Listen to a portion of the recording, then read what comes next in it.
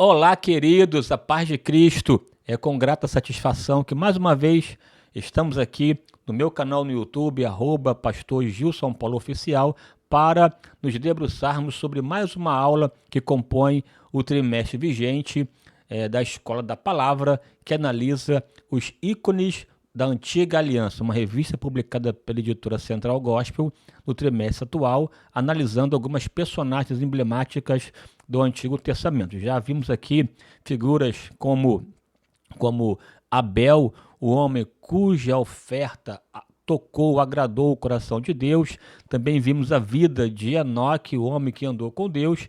E na aula de hoje nós veremos sobre Noé, o pregoeiro da justiça. Meu amigo, esse homem notadamente marcante, de uma história ilibada, exemplar, que nos deixou um legado de fé, coragem e de entrega descomunal, mesmo vivendo em tempos extremamente trabalhosos, em tempos difíceis, né?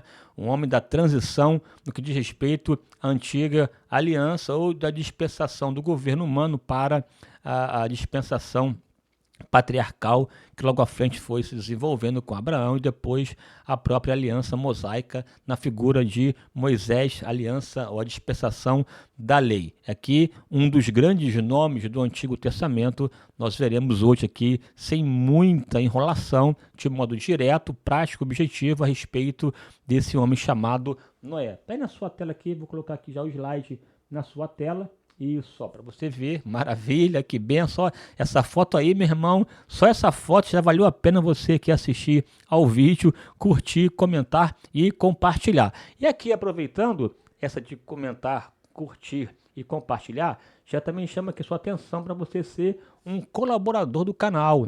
Um colaborador, uma pessoa que invista no canal. Esse canal aqui é um canal voltado para o ensino da palavra.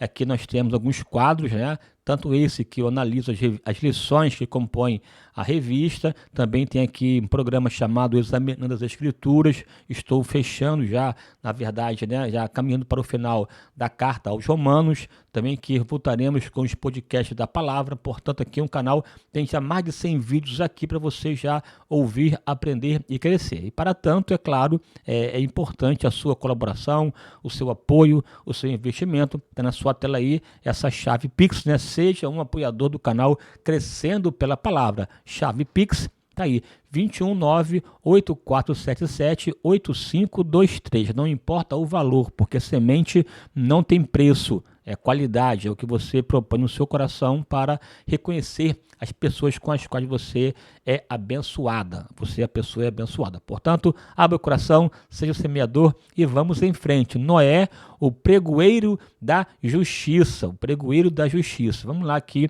avançar no nome de Jesus. Tem aqui dois anúncios, né? O primeiro deles é exatamente sobre a importância de você se inscrever no canal, né? Se inscrever, participar, estar atento aí ao canal, né? Outra coisa também é se você é aqui do Rio de Janeiro, do Rio Grande Rio, e deseja fazer uma festa, alguma coisa nessa linha, aniversário de 15 anos, formatura, ou enfim, qualquer atividade que envolva doces, bolos, etc., você pode acessar aqui os Doces da Rafa, @doces.rafa, e você então vai ali se deliciar com esses doces maravilhosos que a minha filha Rafaela é uma empresária da linha do doce, faz com excelência para te servir e te atender. Vá ao perfil dela no Instagram, @doces.rafa, e você então vai ali ver o cardápio riquíssimo que ela elaborou para você, para te abençoar, ok? Vamos lá aqui, já avançando, né? O texto bíblico básico está lá no livro do Gênesis, capítulo 6, versículo 3 ao 18. Esse capítulo também relacionado à vida de Noé. Noé, na verdade, é citado, né, comentado no 6, 7, 8 e 9. Você vai aprender sobre esse grande homem de Deus. Interessante que esse homem de Deus, Noé, ele é citado em várias partes da Bíblia. No Gênesis também é citado de modo muito claro na segunda carta de Pedro, também aqui no contexto do livro de a Carta aos Hebreus, capítulo 11, o próprio Jesus citou acerca do dilúvio, assim como fora nos dias de Noé, também será a vinda do Filho do Homem, citando aqui a veracidade, né, dando historicidade ao dilúvio, portanto, uma pessoa que perpassa aí o contexto do Antigo e do Novo Testamento, né? O texto áureo diz assim: e abençoou Deus a Noé e a seus filhos, e disse-lhes: frutificai, multiplicai-vos e enchei a terra. Veja aqui 3 verbos interessantes, né? Frutificar, multiplicar e encher. Todos remetendo aqui a ideia de crescimento, de pujança, de bênção. Mas antes de multiplicar, frutificar, multiplicar e encher, Deus primeiro abençoou. E abençoou o Senhor Deus, não é dizendo multiplicai, frutificar e multiplicar e encher a terra. Antes da ordem da multiplicação, Deus deixou a bênção, porque não tem como você prosperar, abençoar e multiplicar de modo real e verdadeiro e significativo sem a bênção de Deus. É a bênção de Deus que nos faz crescer, multiplicar e avançar na presença de Deus. Qualquer outra coisa em que a pessoa aparentemente esteja crescendo, mas que tal crescimento for alijado da bênção de Deus, não passa de um inchaço, porque de fato a bênção do Senhor enriquece e não traz desgosto. Deus exigiu, ordenou para que ele pudesse crescer, mas antes disso deu a capacidade, a ferramenta, as condições. O que Deus te pede, ele sempre antecede o seu pedido com capacitação. Se ele tem dito para você que fará uma grande obra através da sua vida, é porque ele já tem capacitado você para fazer o que ele deseja para a glória do nome do Senhor, para que ao final de tudo o nome dele seja glorificado e você reconheça. Se alguém deseja se gloriar ou se vangloriar, que se glorie na cruz de Cristo. Toda a honra, toda a glória, todo louvor sejam dados ao Senhor dos Exércitos. Vamos lá? Aqui os objetivos da lição, né, da lição de hoje, como sempre, tríplice: demonstrar a importância da obediência, integridade e temor a Deus.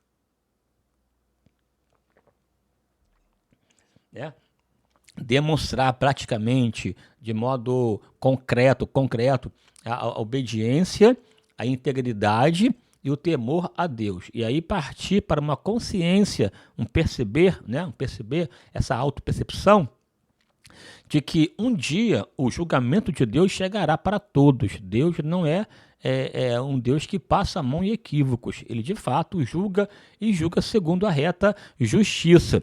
E terceiro aqui, assumir o compromisso com a pregação do Evangelho a todos de modo indistinto. Pregar o Evangelho como Noé fez durante mais de 100 anos, pregando o Evangelho, né? A palavra de Deus, aqui no caso pregando a mensagem da justiça de Deus. Veja, Noé, um homem que andava com Deus, né? Noé, um homem que andava com Deus. Você já aprendeu aqui na aula passada, inclusive até te aconselho você assistir aqui ao vídeo que eu postei sobre a vida de Enoque, o homem que andava com Deus. Além de Enoque, Noé também andava com Deus. Você aprendeu que andar com Deus é viver com Deus, se relacionar com Deus, ter uma vida ética, comportamental, alinhada, em consonância com a vontade de Deus. Esse andar tem a ver com, de fato, com estilo de vida, modo de viver, maneira de viver, né? O tal modus vivendi, que o nosso modo de vida seja um modo em que revele, demonstre quem Deus é. Né? Tanto que no Novo Testamento, andar com Deus tem a ver com seguir as suas pisadas. Tanto que a Bíblia diz lá em Romanos que os descendentes de Abraão não são aqueles que nasceram da carne, né? Os descendentes de Abraão são aqueles que andam nas pisadas da fé que Abraão andou, né? Então, assim, Jesus até ele é o caminho, a verdade e a vida. Devemos andar pelo caminho de Jesus e seguir os seus passos. É tão verdade que ele mesmo disse: se alguém deseja vir após mim, negue-se a si mesmo, tome a sua cruz e siga-me. Por onde? pelo caminho. Não adianta estar com Jesus somente à beira do caminho. É fundamental que você esteja no caminho. Nós somos os do caminho, que seguimos a Jesus. E, portanto, aqui andamos com Deus. Andar com Deus é fazer valer a sua vontade, viver para Ele, num estreito relacionamento, essa via de mão dupla, cuja via esteja perfeitamente pavimentada para que você possa entregar a sua vida, a sua adoração, o seu louvor, e Deus, em contrapartida, te cercar, te abençoar, te proteger, te promover, te fazer frutificar, multiplicar e encher, né, a terra com as obras das suas mãos, para que ao final de tudo o nome dele seja glorificado. Aqui Noé, um homem que andava com Deus em meio a tantas adversidades, perversidade, malignidade que marcou a sociedade antediluviana, ele decidiu viver para Deus e fazer a diferença em seu tempo. Aqui é importante, ele decidiu, isso passa pela decisão. É uma questão de foro íntimo, é pessoal, não é de escolha. Escolha, pois, a bênção, né, e a vida. A pessoa pode escolher a maldição e a morte. Escolha passa pela capacidade de pensar, decidir e é claro, a nossa vontade. A palavra de Deus atinge a nossa razão, atinge o nosso sentimento, mas também ela expressa a nossa vontade, ela se concretiza na obediência. Portanto, Noé decidiu viver para Deus e realizar, não só falar, fazer a diferença em seu tempo, na sua época, na sua geração. E nesta aula aqui veremos um pouco sobre a vida desse grande homem de Deus chamado Noé.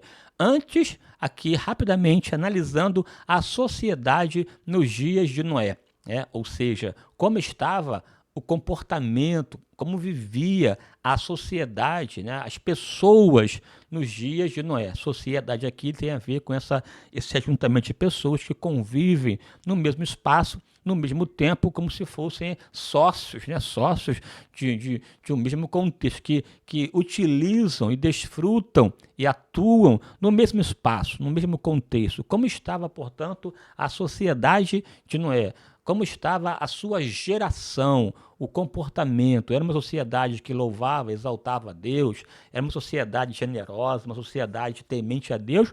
Ou uma sociedade perversa, cruel, sanguinária, maligna, que odiava e se apostatava de Deus veementemente? Era uma sociedade que atentava para a revelação de Deus ou vivia nababescamente, de modo antagônico, contrário ao propósito originário de Deus? E aqui veremos um pouco sobre a sociedade e aqui destacaremos algumas questões relativas à influência que a sociedade pode exercer na vida de uma pessoa. Vamos lá, né? A sociedade nos dias de Noé. Em primeiro lugar, a Bíblia descreve o comportamento, a natureza, a essência da sociedade antediluviana, ou seja, antes do dilúvio, de um modo extremamente negativo. Você viu aula passada em que as duas linhagens, né, a linhagem de Caim, ímpia, e a linhagem de Sete, piedosa, se misturaram. E você aprendeu na aula passada, vai lá no vídeo Enoque, o homem que andou com Deus, e você vai ver que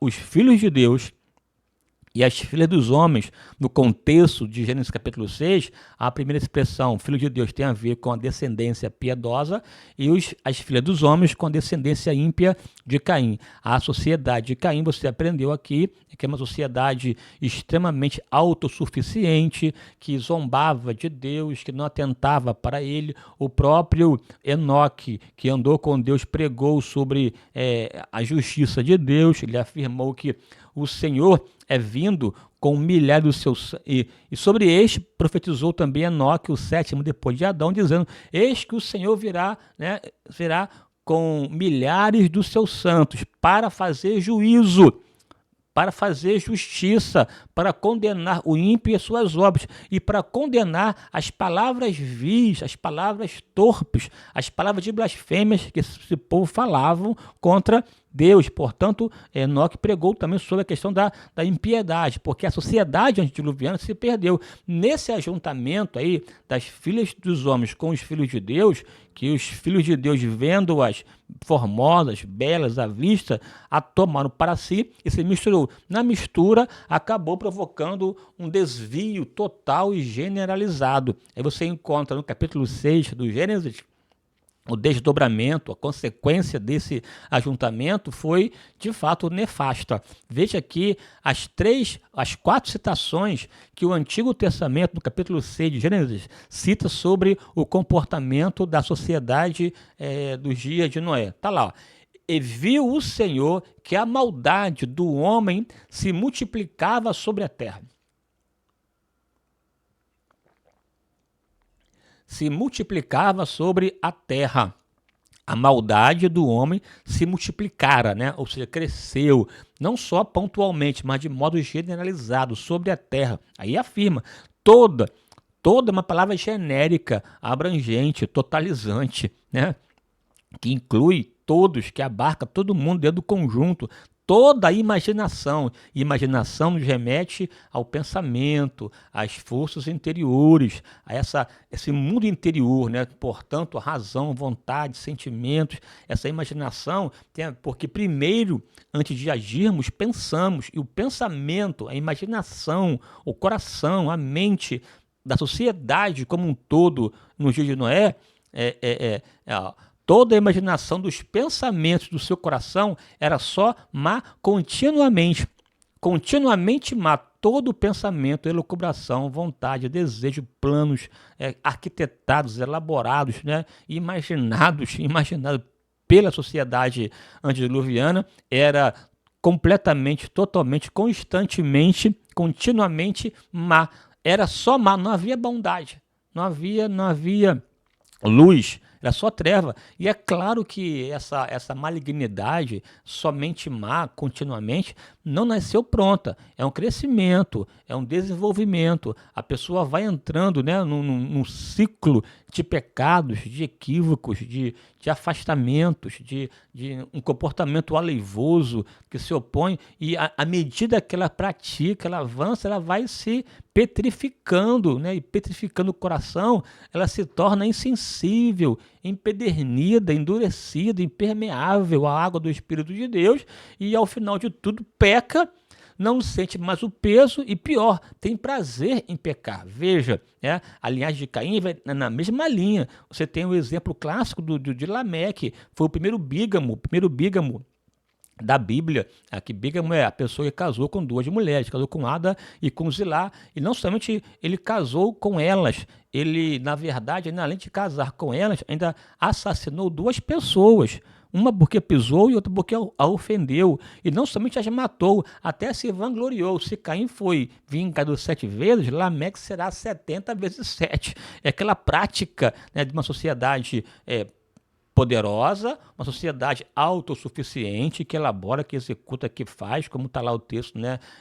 Os descendentes de Lameque, Jubal, Tubal e Tubal-Caim, eles, na verdade, habilidosos em construção de instrumentos musicais, do arar a terra, de ferramentas de ferro, né, de instrumentos de ferro, com uma habilidade muito, muito forte. No entanto, pessoas que não serviram a Deus, não há nenhuma referência de Deus na descrição da geração de Caim. Em contrapartida, na descrição da sociedade ou linhagem de Sete, desde Enos, e começou-se a invocar o nome do Senhor. E Enoque andou com Deus, e quando Noé nasceu, o seu pai profetizou que ele consolaria o seu povo dos trabalhos duros que Deus havia amaldiçoado a terra. E nessa questão, veja, a mistura, ela foi aos poucos se desdobrando, se desenvolvendo um comportamento assim, difícil. Veja, a própria vida de Enoque nos mostra, nos revela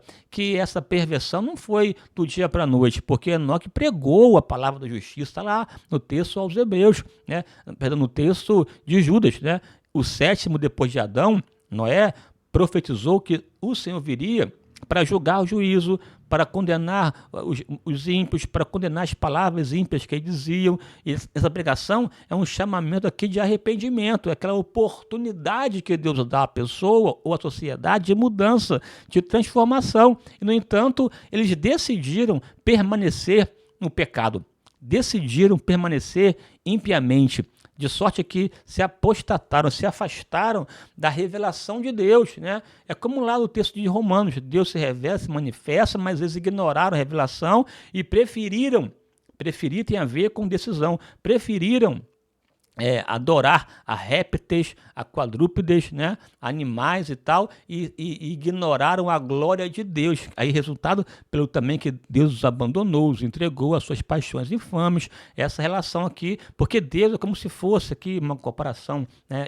ilustrativa, uma fonte de calor, o fogo. Quanto mais perto, mais próximo de Deus, mais aquecidos nos tornamos e mais derretidos ficamos. E aqui derreter no sentido de quebrantamento, de inclinação, de humildade, né? E enfim, de possibilidade de ser moldado por Deus. Mais próximo, você desfruta de uma postura semelhante. Quando você se distancia do fogo, vai se afastando, você vai caminhando para a frieza, e a frieza endurece, petrifica, a dureza torna a pessoa insensível, e a pessoa não se inclina, e não se inclinando, ela é domada pela soberba. Quer ser uma pessoa humilde, se aproxime de Deus, esteja perto dele, porque longe dele é um endurecimento à semelhança de Faraó.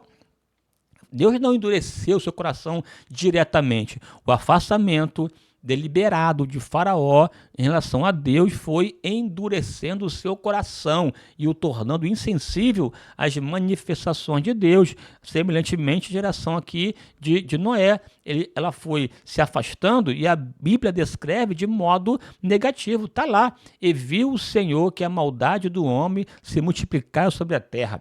Toda a imaginação dos pensamentos do seu coração era má continuamente. Ainda afirma: a terra, porém, estava corrompida, torta, perversa, deformada. A terra estava, porém, corrompida diante da face, diante da presença, diante do coração, diante da face de Deus, e encheu-se de violência. Veja aqui a violência no âmbito social, psicológico, emocional, moral.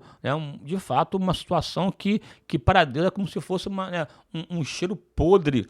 A sociedade apodreceu na presença dele. E esse apodrecer aqui que eu me refiro é um apodrecimento moral. Pode desenvolver tecnologicamente, pode ser até rica economicamente, mas moralmente falida.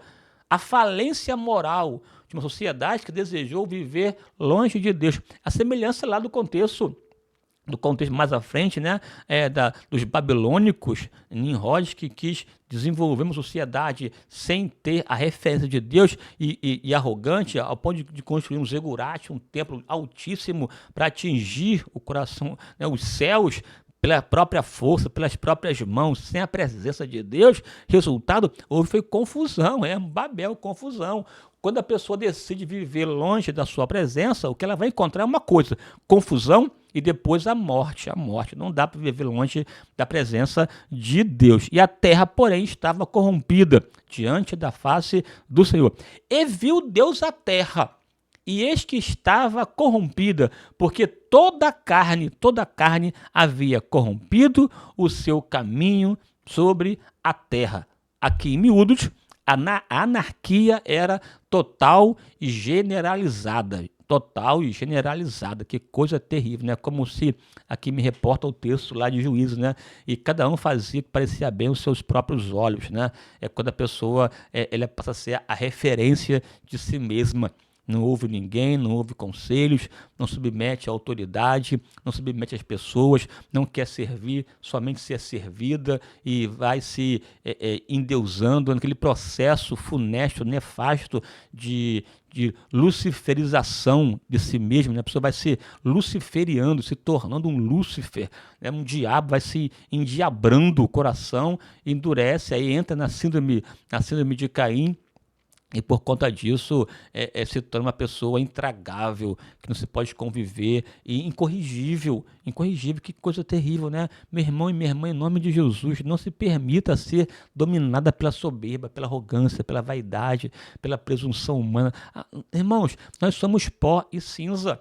Nós somos um conto ligeiro, um pensamento ligeiro. É como uma fumaça que surge e logo desvanece. Você precisa entender que a nossa vida real e verdadeira é quando você vive para Deus e para abençoar pessoas. Nós não somos o centro do universo. Você está aqui para fazer a vontade de Deus. E a sua vontade é esta. Fala, Senhor, porque o teu servo ouve. Quando você se coloca como sendo o bambambam, bam, bam, você está fadado à queda, né? A queda, porque quem deseja se assentar, ser semelhante ao Altíssimo, só tem um resultado: a queda, o afastamento, a humilhação. Porque a Bíblia diz categoricamente que a soberba antecede a ruína. Então veja, que tipo de comportamento você tem desenvolvido na sua vida. Ninguém te manda.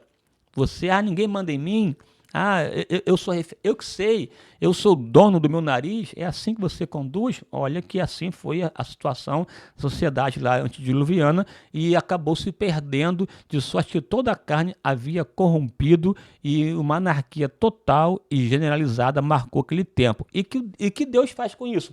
Deus está vendo a perversidade, chama atenção, prega, levanta homens, mostra outro caminho. Enoque, Noé, aquela coisa toda, a pessoa não se submete. Veja que só o tempo que Noé pregou, pelo menos 100 anos, o tempo que ele começa. Ele teve revelação aos 500 anos e entrou na arca aos 600, portanto 100 anos de trabalho, um trabalho inusitado, porque não chovia na época, e mesmo assim a sociedade não deu atenção. E eu vou aqui contigo agora ver um outro texto do Novo Testamento, que também nos leva a refletir sobre a sociedade antediluviana. Vamos lá aqui a Mateus, capítulo 24. Mateus 24, versículos 37 ao 39. E analisar aqui um pouco sobre essa descrição que Jesus fez sobre a sociedade antediluviana, ou sociedade nos dias de Noé. Diz lá, e como foi nos dias de Noé, no tempo, na época, e como foi nos dias de Noé. Aqui interessante, né? Jesus dá a Noé aqui historicidade, cita-o nominalmente, faz uma referência ao comportamento da geração de Noé, não que trata de forma alguma como sendo uma lenda, uma fábula ou um conto, né, uma cultura judaica, não, parte da premissa de um aspecto histórico que aconteceu, verídico, verdadeiro, cita nominalmente Noé e traz algumas informações, aplicabilidade da vida, do comportamento daquele povo lá. E como foi nos dias de Noé, assim será a vinda do Filho do Homem. Veja, ele olha para o passado e remete o olhar para o futuro. Ele aprende com a história, né? Ele aprende com a história. Estamos fadados à derrota se nós ignorarmos o passado. Ele olha para o passado, traz à tona a instrução e aplica para nós. E lá ele afirma, porque como era a sociedade de Noé? Como era, né, a sociedade nos dias de Noé? Está lá. Comiam, bebiam, casavam e davam-se em casamento. Essa expressão comiam, bebiam, casavam e davam-se em casamento tem a ver com esse comportamento totalmente secularizado, da indiferença, que não olha para Deus, faz as coisas do dia a dia, come, bebe, folga, é como se não houvesse amanhã.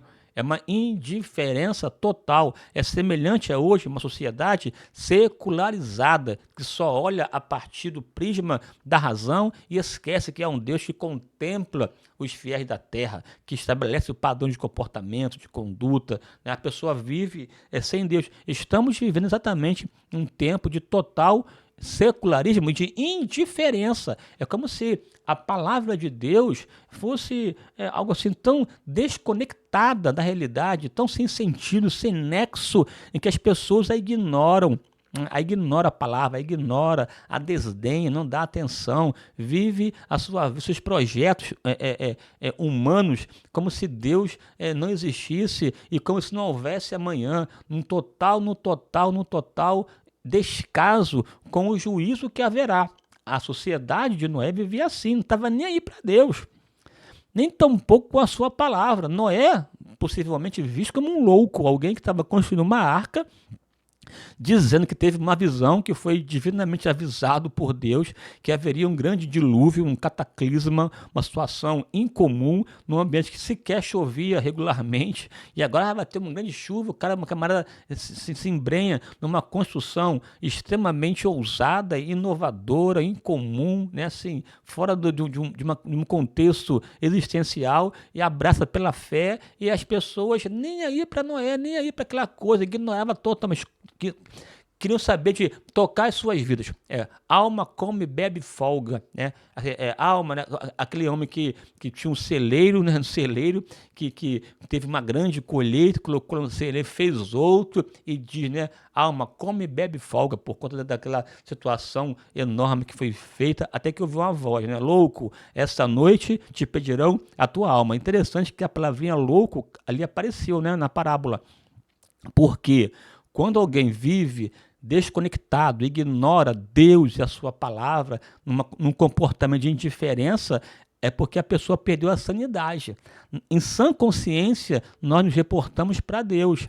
Em sã consciência, reconhecemos quem nós somos, quem Deus é, e decidimos viver para Ele e adorá-lo na beleza da sua santidade. Loucura na Bíblia, insanidade na Bíblia, insensatez na Bíblia é viver fora da presença de Deus. E, em contrapartida, sabedoria, entendimento, conhecimento, saber tem a ver com andar no caminho do Senhor, porque a Bíblia diz que o princípio da sabedoria é o temor a Deus, né? Uma sociedade totalmente indiferente.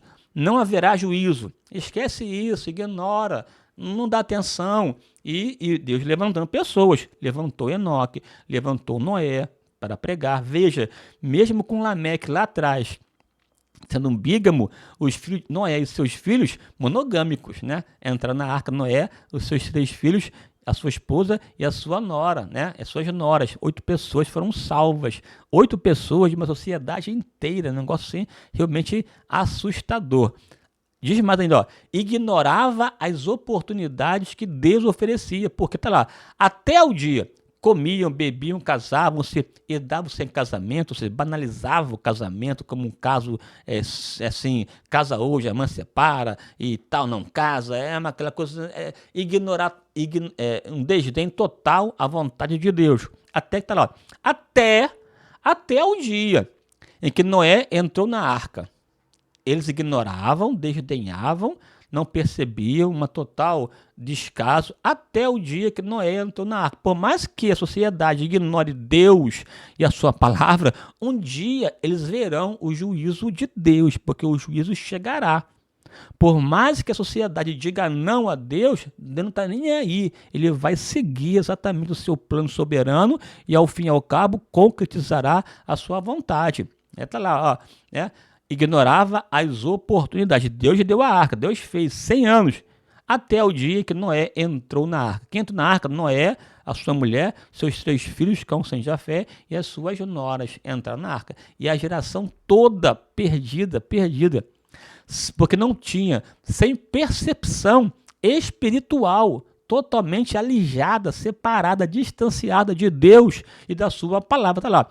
E não perceberam até que veio o dilúvio e os levou a todos. Veja, Noé entrou na arca, eles não perceberam, Noé entrou, fechou por dentro e Deus fechou por fora.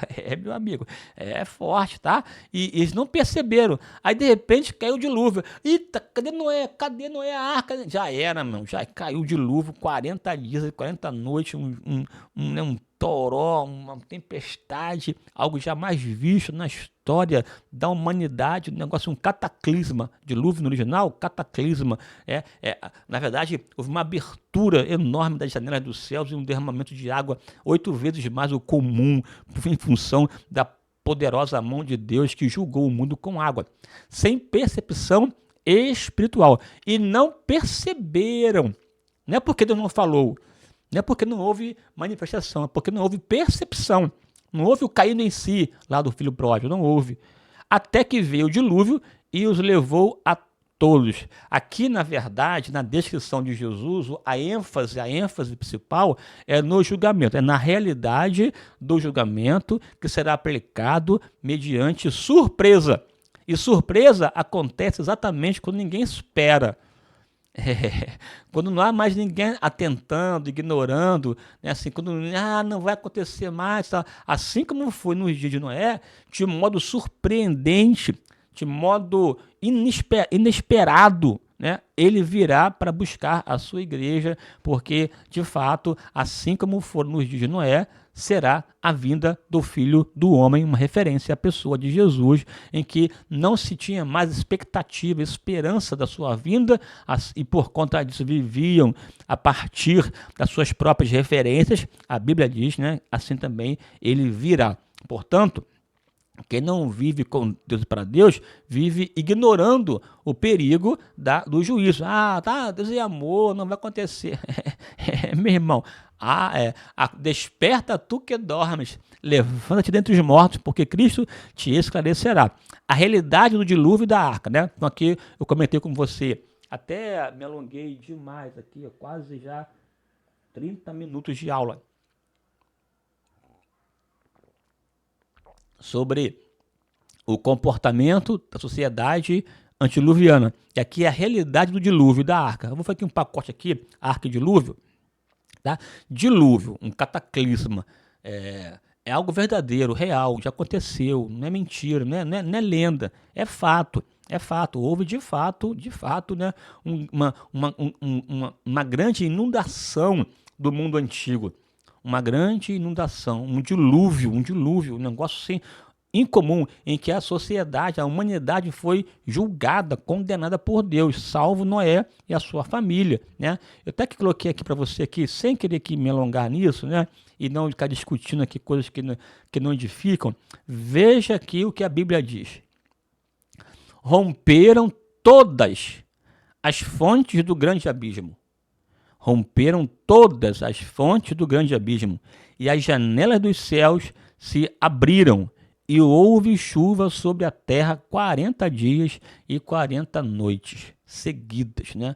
Um vendaval terrível que os montes da época ficaram debaixo d'água, né? Aí é uma discussão, né? Foi parcial ou universal? Uma discussão infrutífera, na minha leitura, infrutífera, se foi parcial ou universal, porque nesse contexto aqui, não quero nem aqui me aprofundar por conta do horário, né? Daqui a pouco tem outro vídeo, né? É porque a humanidade, na verdade, basicamente estava ocupando a região da Mesopotâmia. Somente depois que Noé desce da arca, que Cão, Sem e Jafé sai para povoar o mundo como um todo. Então, em termos de ocupação populacional, de fato, na Mesopotâmia, capítulo do 1 ao 10, do Gênesis, se dá basicamente no contexto da Mesopotâmia. A Mesopotâmia, região ali entre o rio Tigre e Eufrates, é o berço da humanidade. Aí você tem depois do 10 que você tem já aqui a expansão, né, a ocupação de Cão, Sem e Jafé, que vai espalhando e ocupando o mundo. Você pode ver depois na internet um mapa aí que vai te mostrar aí essa ocupação dos descendentes de Cão, Sem e Jafé, ocupando o mundo como um todo, né? O todo. Então, basicamente, ali no contexto da Mesopotâmia, até para explicar um pouco sobre a questão desse cataclisma parcial. Mas a Bíblia utiliza uma linguagem extremamente universal, né? Enfim, né? Isso é universal geral. O fato é que as pessoas que viviam nos dias de Noé viram o castigo de Deus por conta do seu comportamento insensível, indiferente à palavra, à pessoa de Deus. Está lá. E essa ideia desse cataclisma universal, esse grande dilúvio que assolou a humanidade, está presente em várias culturas, né? Até porque essa informação foi passada aí para frente, em função aí da ocupação do mundo de Cão, Sem e Jafé. Aí você encontra relatos similares do dilúvio em várias culturas. E, claro, né, notadamente em culturas babilônicas. Tá lá, ó, há relatos em várias culturas do seu aspecto universal. Tem o barco Deucalião, que é uma história da cultura grega, é um mito grego, que vai lá para você depois dar uma olhadinha sobre, né, o barco de Deucalião. É só pôr no Google lá, né, o barco de Deucalião, você entender um pouco sobre a dinâmica dos deuses gregos. Tem os épicos de Gilgamés e de Astrabazes, são livros que interessantes sobre cultura babilônica, que também fala da construção de um barco, de um navio, colocando lá animais e pessoas para poder serem salvas do grande dilúvio que aconteceu. São relatos similares. Também tem relatos também, até em culturas, né, indígenas aqui na América do Sul, sobre essa realidade do grande dilúvio. Há achados arqueológicos, né, nos Andes de animais marinhos, mostrando aqui um pouco sobre essa dinâmica da universalidade, né, do dilúvio. Mas o mais importante aqui é que houve uma sociedade indiferente a Deus e a sua palavra. Deus chamou a atenção de modo recorrente e ela ignorou a voz de Deus. Resultado, o castigo este feito a partir de uma grande inundação do contexto mundial. Quase, né, um ano debaixo d'água, que o tempo que Noé ficou na arca até ele sair, e poder de novo povoar e dar continuidade à sua existência e à reconstrução da humanidade a partir de uma família. Deus reformando o mundo, a humanidade a partir de uma família. Tá lá, né? O relato bíblico declara a sua veracidade. Aqui Gênesis dá o tom verídico, o próprio evangelho, que Mateus 24, você tem aqui, também dá essa ideia de veracidade. A própria citação da carta aos Hebreus, de Noé, que pela fé, quando avisado divinamente, né, fez, mostrando, portanto, uma ideia de fato real, não de mito, mas de realidade. E o próprio Pedro, ao citar a vida de Noé, pregoeiro da justiça, que de fato enfrentou um tempo perverso, mas Deus o salvou, bem como a sua família. Jesus citou o fato histórico, assim como foi nos dias de Noé. Jesus não tratou a ideia como uma lenda, mas como um fato. Assim como foi no tempo, nos dias de Noé, também será na vinda do Filho do Homem. Portanto, um fato histórico, ok? Agora sim, né, pensar aqui em Noé, que é o foco da aula. As qualidades de Noé, as suas características, quem foi esse homem, Noé, né, Noé, enfim. Né, eu só que botei aqui já direto algumas qualidades dele, né? Esse Noé foi tão impactante, veja, num tempo de promiscuidade generalizada, não é fácil. Ele decidiu andar com Deus. Hoje nós temos trocentas pessoas referências de pessoas que servem a Deus. No Brasil, um Brasil notadamente cristão e cada vez mais protestante, né? Cristão de origem católica e evangélica, e cada vez mais protestante. Você tem grandes homens de Deus, até liberdade religiosa, e você percebe uma indiferença, um esfriamento de pessoas que agem mais como Pedro antes de se converter, negando Jesus. Então imagina no contexto de perseguição, um contexto antagônico, um contexto hostil, né, um contexto desfavorável, e Noé, ele e sua família servindo a Deus. Através da sua história, ele salvou a sua casa e salvou a humanidade. Deus não acabou a humanidade porque em Noé, Deus achou graça em Noé, por conta do seu comportamento que agradara a Deus. Entra lá, entra tu e toda a tua casa na arca, porque te hei visto justo diante de mim nesse tempo, nessa geração. Você vai entrar na arca juntamente com a sua família, porque eu vi em você justiça no tempo complicado. Né? Aqui tem a ver com o posicionamento que Noé decidiu ter e tomar diante de um tempo hostil e contrário. Por quê? Porque a Bíblia diz que, né, Noé, um homem reto, um homem sincero e um homem obediente. Reto tem a ver com a ação dele para com os homens. Sincero, a ação dele para consigo e para com Deus. Né? Porque aqui retidão é como a pessoa estivesse andando, né? Andando um caminho reto, não se desvia nem para a esquerda nem para a direita. Né? E sincero tem a ver com as motivações do coração e com aquilo que eles pensam para Deus. Claro que ao fim e ao cabo tudo desemboca no comportamento visível e palpável para com os homens. Veja lá no texto lá de Filipenses 2,15, né? Para que sejamos irrepreensíveis, sinceros e inculpáveis. Irrepreensível tem a ver com a leitura que as pessoas fazem de fora em relação a nós, né? A leitura dos de fora em relação à nossa vida, irrepreensível para os de fora. Sincero, irrepreensível para si mesmo. E inculpável, irrepreensível para Deus. Irrepreensível, ninguém de fora acusa. Sincero, as motivações corretas, né? Verdadeiras, sem falsidade. E inculpável, como se fosse uma oferenda, uma oferta sem mancha, sem culpa, porque tem a ver com o culto. Em meio a uma sociedade corrupta e perversa. Em meio a uma sociedade corrupta e perversa, eu devo ser irrepreensível para com de fora, sincero para comigo, e inculpável para com Deus. Aqui, trocando em miúdos, né? A minha ética tem que ser uma ética central comigo, uma ética vertical com Deus e uma ética horizontal com o próximo. Esse olhar que eu tenho para com Deus deve impactar a minha vida interna e desembocar na minha vida externa, de sorte que Noé tinha uma vida exemplar. Até poderiam zombar de Noé, né? Zombar dele. Até poderiam ridicularizá-lo, porque a sua palavra, a pregação e a sua construção é coisa de louco, né? Coisa de, assim, louco na visão humana. Porque não chovia. Surgiu um orvalho para poder regar a terra. Algo inusitado, que não era comum. O próprio autor dos Hebreus vai afirmar que é algo jamais visto. E Noé fazia lá, fazendo 100 anos, meu irmão, 100 anos fazendo a arca. Deus deu a planta, Deus deu o modelo. Ele fez exatamente o modelo. Então, certamente, ou provavelmente, motivo de chacota, de deboche, de desdém e de indiferença. Mas obedeceu. Um homem reto, ação para com os homens. Um homem sincero, ação para com Deus. Um homem obediente.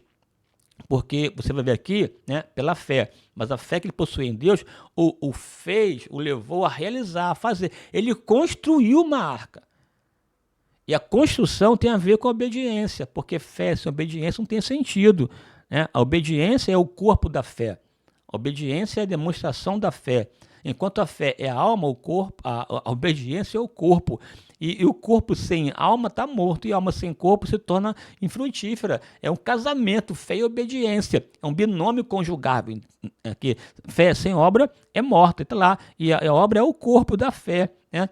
Um homem, assim fez Noé, conforme tudo que Deus lhe mandou, assim o fez, está afirmando. Porque quando Deus o chamou para construir a arca, Noé não fez uma arca da sua cabeça. Vou fazer uma arca de tamanho X, com tantos pavimentos. Não. Deus deu a planta, faça conforme o modelo. Porque a arca passou a ser o símbolo, a salvação literal, mas também um tipo da salvação em Jesus. Quem está na arca está salvo, quem está fora está perdido. Portanto, para ser salvo, tem que entrar na arca. E hoje a arca é Jesus, simbolicamente falando, né? Só que a salvação de Deus para nós em Cristo, não sou eu que estabeleço o padrão, as dimensões. Deus estabeleceu. Assim, quem entra na arca é essa arca aqui, é essa arca, que tem essa dimensão, que tem esses elementos. Não pode escolher outro caminho. Entendeu? Não é você, vou me salvar, você salvo da minha maneira. Não, Deus lhe deu o padrão, faça conforme o modelo, e Deus deu para ele a arca com as suas dimensões e as descrições de como ele deveria betumar, elaborar, construir a arca, os animais que deveriam ser levados, a forma, a maneira, a conduta, um milagre poderoso que Noé absorveu a visão, né? Recebeu a ordem e a executou, porque ele era um homem obediente. Não tem como ser reto e sincero para com Deus sem ser obediente. E é claro, isso tudo, né? Sincero, obediente e reto, porque Noé era um homem que vivia pela fé. Viver pela fé é acreditar no que Deus estabeleceu para a sua vida. Viver pela fé é levar em consideração, colocar em primeiro lugar a vontade de Deus em detrimento da vontade pessoal e a vontade das pessoas. Pela fé é priorizar a Deus e a sua palavra, mesmo sem vê-lo a olho nu, mas acreditando no coração que Ele está contigo, que você teve uma revelação de Deus. Veja, tudo cooperava para Noé desistir, não levar em consideração, se considerar uma loucura, algo louco, inusitado, tal, né, assim, né, para desistir, porque todo mundo vai porque eu não vou.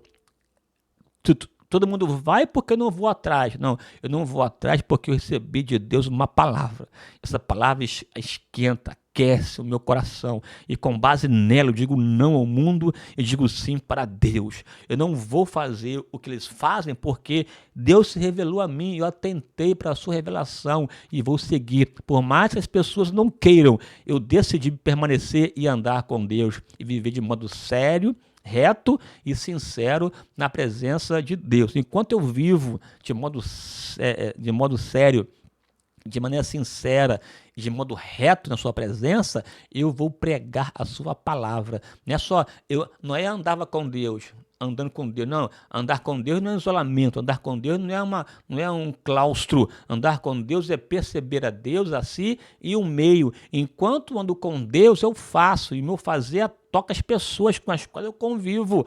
Por isso que Pedro afirmou que Noé era pregoeiro da justiça. Pregava, virá o dilúvio aí, virá o castigo, o cataclisma. Deus me revelou, vai acontecer. É hora de vocês abrirem os olhos e entrar aqui na arca. Ninguém deu ouvido que somente a sua casa. A sua casa, que bom, né? A sua casa, porque Noé em casa era honrado. Aqui é uma outra referência, né, de análise. Como você exerce seu papel em casa, com a sua família. Que tipo de honra e respeito a sua casa lhe faculta, né? Qual é a posição que você exerce na sua família? Noé tinha filhos e filhas, e mesmo assim serviu a Deus. Como você tem conduzido a sua casa? A sua casa passa por sua vontade, homem de Deus. Portanto, aprenda com Noé. Aqui é uma outra palavra, vou cortar aqui o rolo, né, e seguir aqui para poder já fechar a reflexão dessa aula aqui. Mas está aqui já aqui uma abertura, aqui, um caminho para você desenvolver na sua aula. E Noé era um adorador, um homem justo, reto, pregoeiro da justiça, sincero, homem de fé, mas também era um adorador. Aqui daria uma aula somente sobre Noé, o adorador. Veja, ele fica na arca 1 ano, depois de mandar o corvo, mandar a pomba, e a pomba voltar com uma oliveira, né? uma leitura interessantíssima, e ele sai da arca, e ao sair da arca, né, a primeira coisa que Noé fez foi oferecer uma oferta para Deus. Noé levantou um altar, porque Noé era um homem que possuía um altar. Altar fala de adoração, altar fala de oração, altar fala de louvor, altar fala de oferta, fala de vida de comunhão. Imagina agora você sendo Noé. Antes da arca, um mundo existente, com toda a sua civilização construída. Noé entra na arca, 1 ano dentro da arca. Ao sair, aquele mundo totalmente destruído, acabado. Imagina aqui as interrogações que estavam no coração de Noé.